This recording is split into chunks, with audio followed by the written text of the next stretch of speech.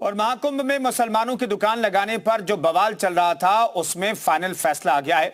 और वो फैसला यह है कि महाकुंभ में वही हुआ जो संत समाज चाह रहा था। उनकी डिमांड थी कि शुद्ध सनातन महाकुंभ में भाईजान की एंट्री ना हो, ताकि उनके कर्मकांड पर कोई आंच या अशुद्धि का खतरा ना हो। और महाकुंभ 2025 में यही हुआ है।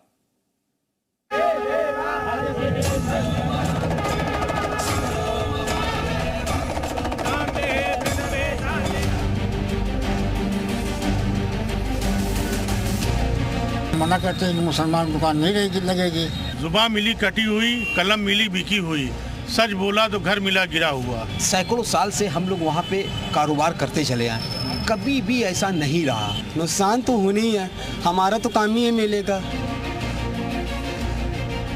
प्रयागराज में मुस्लिम कारोबारियों की शिकायत है कि उन्हें दुकानों का अलॉटमेंट नहीं मिला है।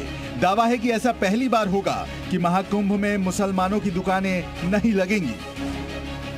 हमारा हक हुकूक छीना जा रहा है, जो हमारा संविधान हमको देना चाहता है, जो दे रहा है। कौन सा हक आपका छीना जा रहा है कुंभ के जरिए? देखिए, सैकड़ों साल से हम लोग वहाँ पे कारोबार करते चले आए। सच बोला तो घर मिला गिरा हुआ, जुबान मिली कटी हुई, कलम मिली बिकी हुई, सच बोला घर मिला गिरा हुआ।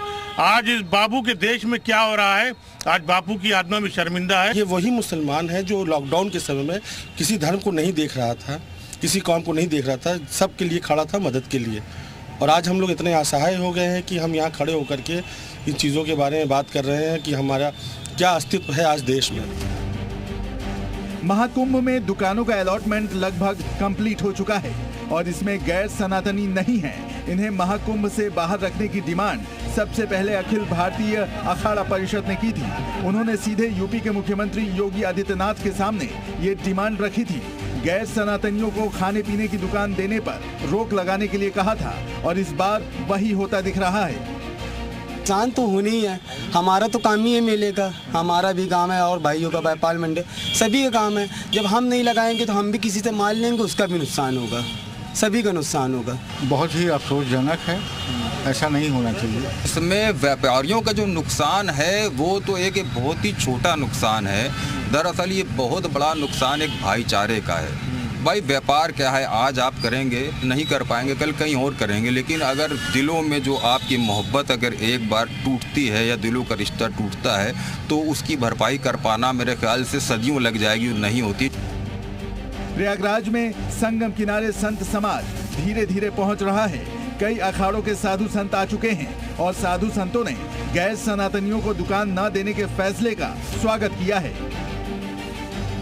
ये बहुत एक उच्च फैसला लिया गया है, क्योंकि विधर्मियों का हम विश्वास किसी भी कीमत पे नहीं करेंगे। जो हमारे पहले पूर्वजों ने गलती की है उसका नतीजा हमको देखने को मिला। ऐसी गलतियां हम आगे ना होने देंगे, ना खुद करेंगे। जैसे हमारे मक्का मदीने में हिंदू को नहीं घुसने देते, वैसे इनको भी यहाँ घुसने न दिया जाए। इनको प्रवेश नहीं होना चाहिए। अपने सनातन में क्या है कि इनके इस्लाम में मक्का मदीना में कोई हिंदू तो नहीं जा पाता है, तो अपने सनातन में इनको नहीं आना चाहिए। संतों ने भोजन दूषित करने की खबरों के बाद गैर सनातनियों को दुकान न देने के फैसले को सही बताया है। हालांकि ये फैसला मुस्लिम दुकानदारों के लिए किसी झटके जैसा है। मुस्लिम दुकानदार महाकुंभ क्षेत्र में दुकान लगाना चाहते हैं। उसकी सबसे बड़ी वजह है यहाँ आने वाले करोड़ों श्रद्धालु।